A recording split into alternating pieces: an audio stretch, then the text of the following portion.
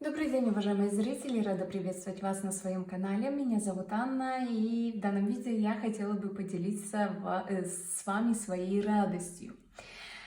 Ко мне приехали мои две давние мечты, две колоды в версии Mass Market на французском языке, Lumina Tarot и Star Child Tarot. Давайте сегодня мы начнем с Люмины.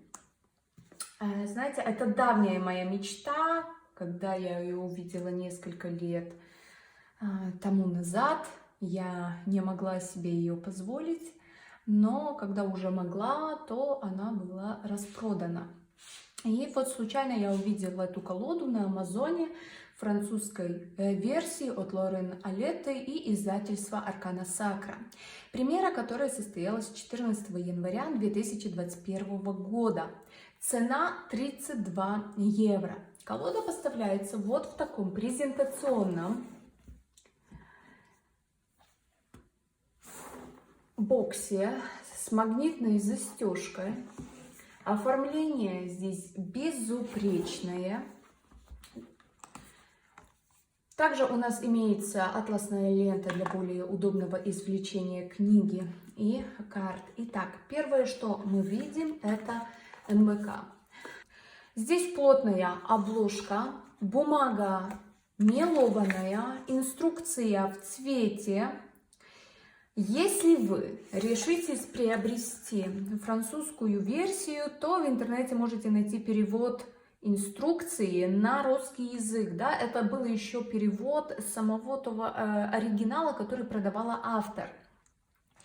Здесь информация о создателях, содержание, предисловие. И также здесь вы можете найти информацию общую информацию о Таро, о интуитивном чтении, о ведении Таро-дневника, о энергии, вибрациях, лунных циклах, чакрах, информация об архетипах, об мастях. Ну и общая информация о перевернутых арканах. Дальше у нас интерпретация самих карт. В интерпретации дается нам основное значение прямого и перевернутого аркана. К сожалению, здесь не указывается символизм карт, поэтому некоторые аспекты вам нужно будет искать самостоятельно. Знаете, вполне приличный и качественно выполненный мануал. Если вы знаете русский язык или у вас есть англоязычная версия, тогда я вам очень и очень завидую, потому что я думаю, что эта книга все-таки достойная внимания. Ну что ж, с мануалом закончим и давайте переходить дальше. Итак, дальше мечта практически каждого таролога, который покупает таро вот в таких больших боксах. Маленькая коробочка для более удобного хранения карт. К сожалению, не очень удобно, видите, вынимается, потому что вот это остальное вместимые коробки тянется за этой маленькой коробочкой. Итак, оформление нашей маленькой коробочки тоже бесподобное качество, изумительное. К сожалению, здесь крышка очень такая, знаете, хлюпенькая, поэтому нужно помнить об этом. И сейчас я вам покажу, как она выглядит внутри. Посмотрите, какая красота.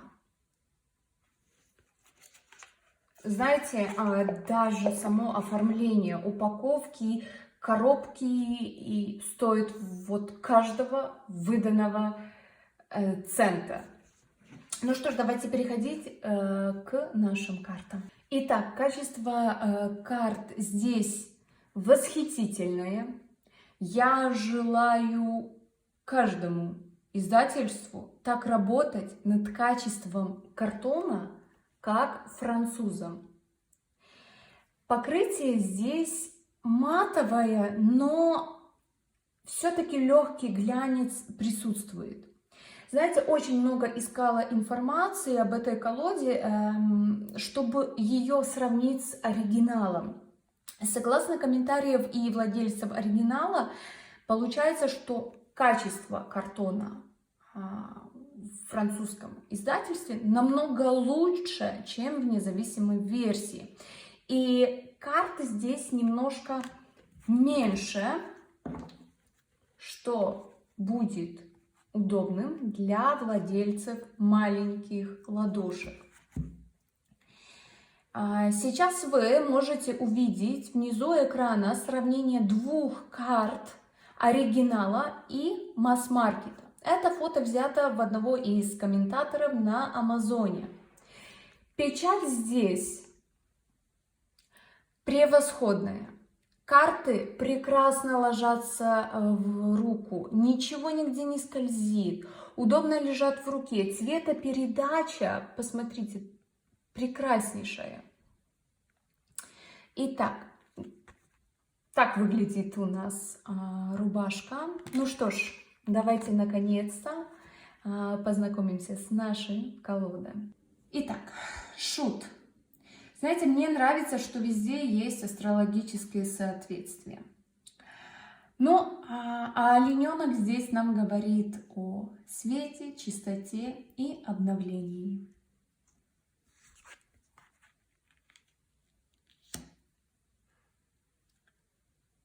Маг, такой мужчина.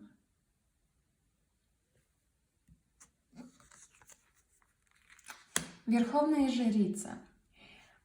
Честно скажу, мне больше нравится версия Верховной жрицы из первого издания. Здесь как-то у меня ассоциация с близнецами. Императрица. Очень красивая. И мы видим пчелу как символ плодородия, также творческих и организаторских способностей, царского достоинства, женской силы, природы и материнства.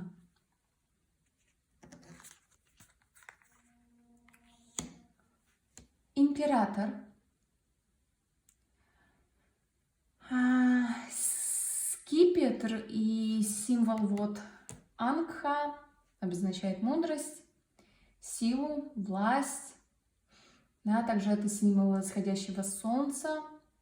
Сосна здесь это символ стойкости. Шишки это фаллический символ, символ мужской плодовитости.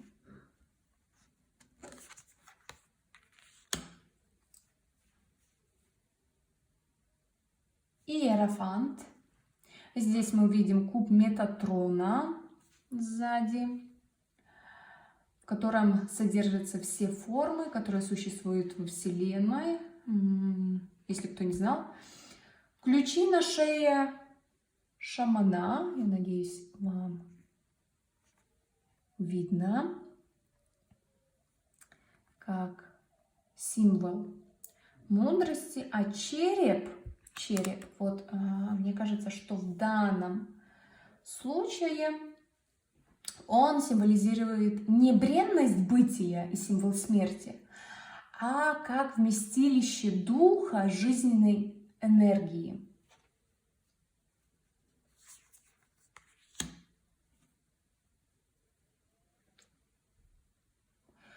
Влюбленные.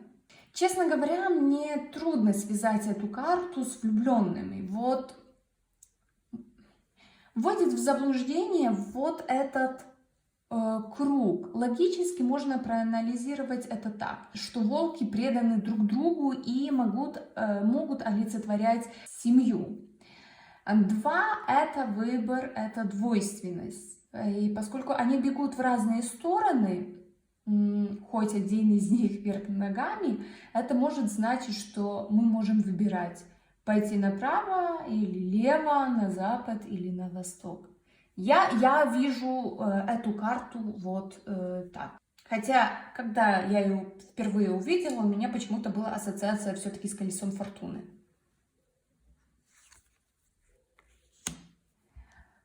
Колесница. Вот все-таки мне здесь непонятен вот этот символ триединой богини.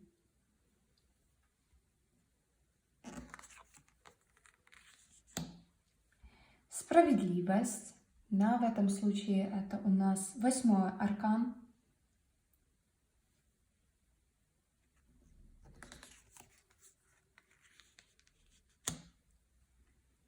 Отшельник.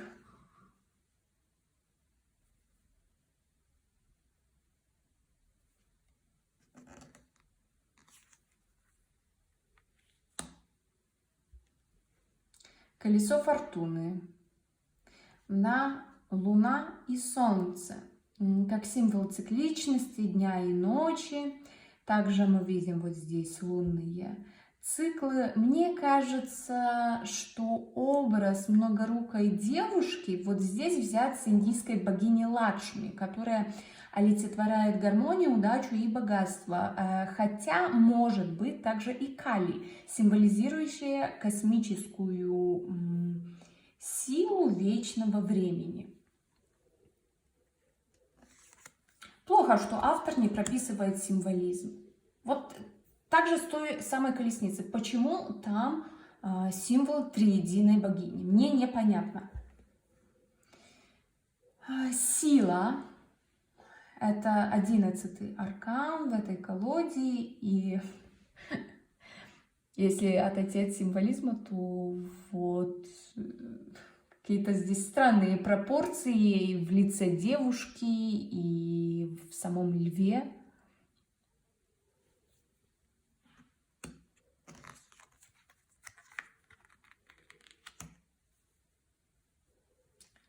Повешенный.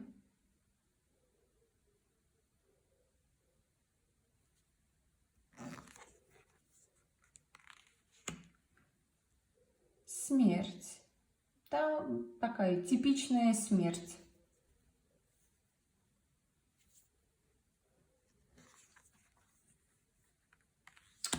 Умеренность.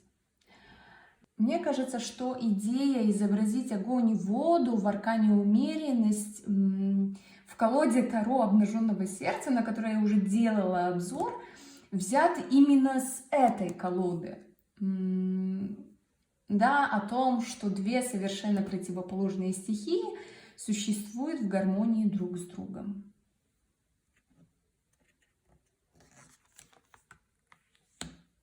Дьявол. Несмотря на то, что в большинстве культур маг, да, который здесь изображен, это символ или смерти, или любви, или женской красоты.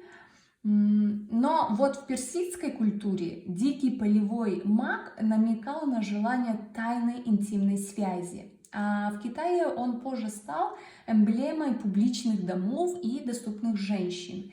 Да и вообще после опиумной войны этот цветок начал ассоциироваться со злом, распадом и зависимостью. Башня.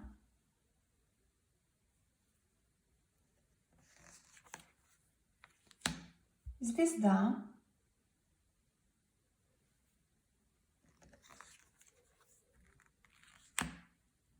Луна.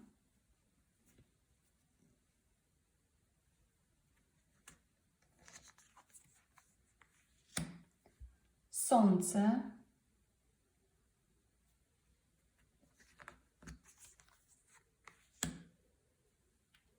Суд. Вот у меня, смотря на эту карту, возникает впечатление, что Солнце выходит именно после затмения. Хотя я встречала такое видение, что что другая планета затмевает Солнце. Вот, то есть затмение вот только-только начинается. Мир. Да, яйцо — это символ мира в целом, также символ защиты, укрытия от мира, и вообще это многогранный символ. Вот, смотря на эту карту, так и хочется сказать, что бабочка вырвалась из своего кокона, из своего микрокосмоса, и это завершение. Она переходит уже на совершенно новый этап, на этап познания мира. Но дальше, младшие арканы. С младшими арканами, туз жезлов, с младшими арканами дело пойдет быстрее. Да, в каждой масти у нас также есть основное животное. Чашу — это змеи, которые, эти животные видно в придворных арканах.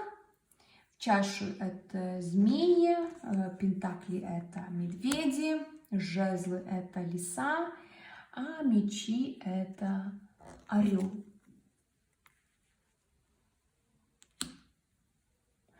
Пятерка жезлов.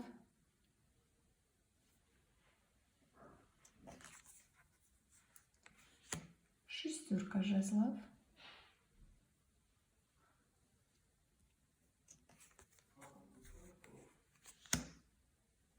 Семерка.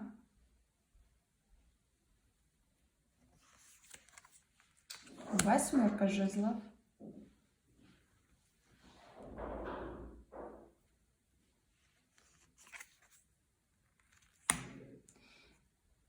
Девятка жезлов.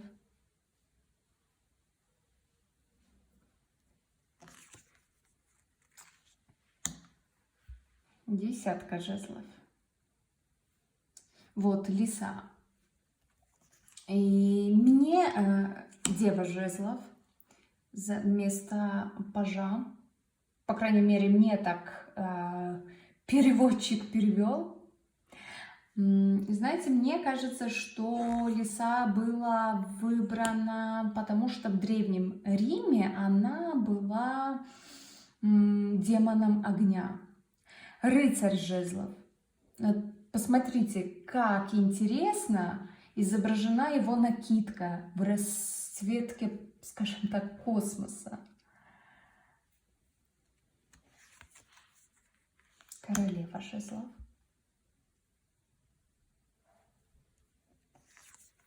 И король жезлов. Кубки. Как круто здесь прорисованы самые мелкие детали вот этой чаши.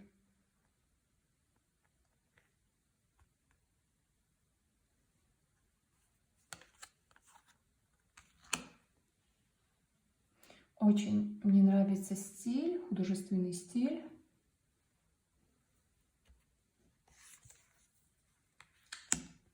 Тройка кубков.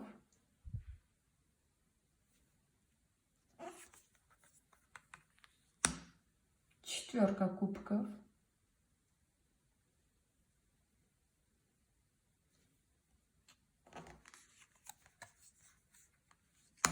Пятерка кубков.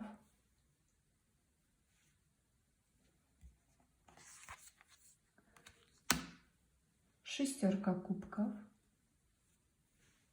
Несмотря на то, что, знаете, очень такой иногда бывает странный символизм, странная подача аркана, могу сказать, что в МБК все прописано по классике.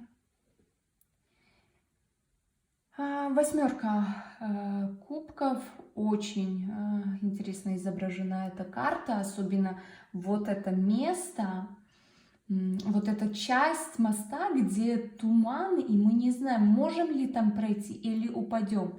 Нам не ясно, куда мы идем и куда этот мост нас приведет.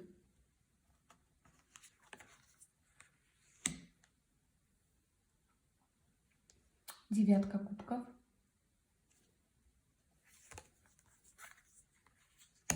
И десятка кубков.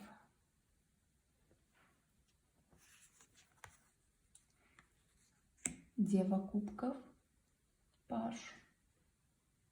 Да, и вот у нас здесь опять появляется змея. Змея часто была символом, хранителем святы и источников воды. Поэтому, мне кажется, в данном случае было выбрано это животное. И король кубков. Мечи.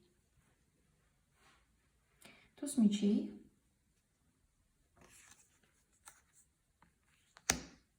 Двойка мечей.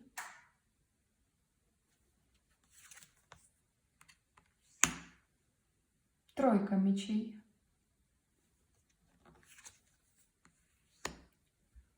Четверка мечей.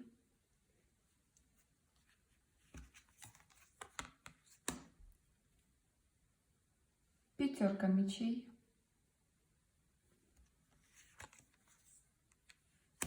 Шестерка мечей. Да, неизвестность, и только звезды освещают путь.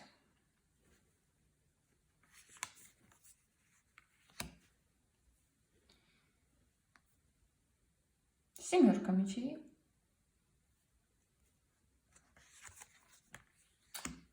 Восьмерка мечей.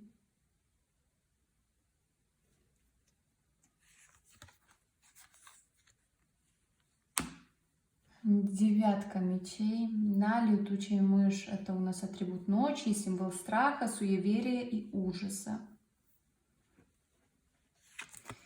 Десятка мечей.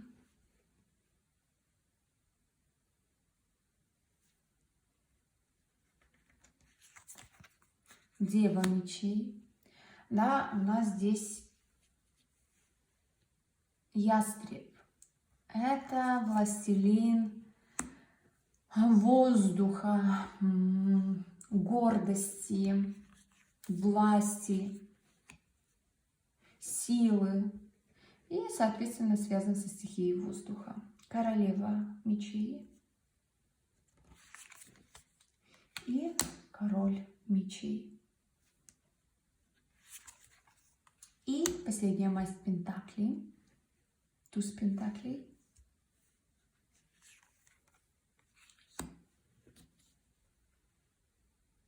Двойка пентаклей. Тройка пентаклей.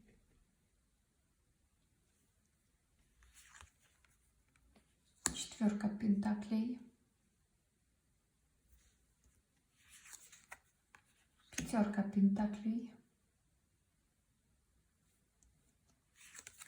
Шестерка пентаклей. Да, кому-то мы помогаем, взамен помогают нам, и благодаря чему существует баланс. Семерка пентаклей. Да, как мы ждем, когда зацветет кактус, так мы и в ожидании результатов.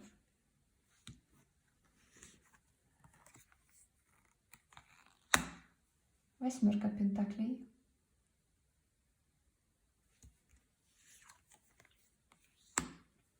Девятка пентаклей.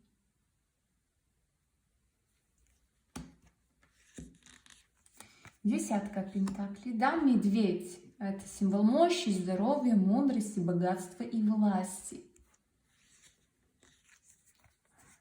Дева пентаклей. Такой маленький медвежонок. Так хочется его потискать. Рыцарь пентаклей.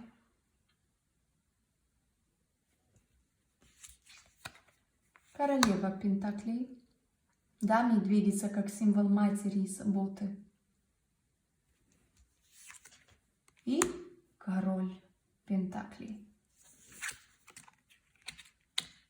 Ну что ж, подводя итоги, могу сказать, что колода изумительного качества, качество картона, цветопередача, тактильные ощущения оформления.